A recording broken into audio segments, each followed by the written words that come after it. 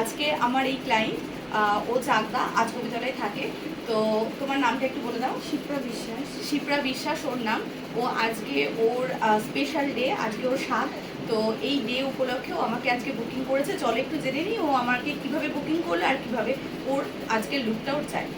হ্যাঁ, আমি Facebook page থেকে দিদিকে দেখেছি, দিদির কাজ দেখেছি। তো আমার অনেক দিন আগেই ভালো লেগেছে। তো আমি আজকে এই ডেটটা আগে থেকে অনেক দিন আগে বুক করে রেখেছিলাম সাজবো বলে। তো আজকে আমি একদম মানে একদম নর্মাল একটু বাঙালিয়ানা সাজটা চাইছিলাম, যে স্বাদের মধ্যে একদম বাঙালি আর্ট ওইভাবে পরবো, সেইভাবে সাজাতে বলেছি। এবার তারপরে বলেছি দিদি যেভাবে ভালো লাগে আরও বেটার লাগে সেটা যেন করে দেয়।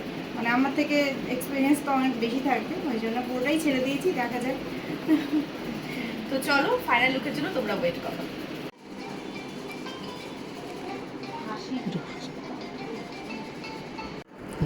হ্যাঁ, আমার সেজে ভীষণ স্যাটিসফাইড হয়েছি, খুব ভালো লাগছে।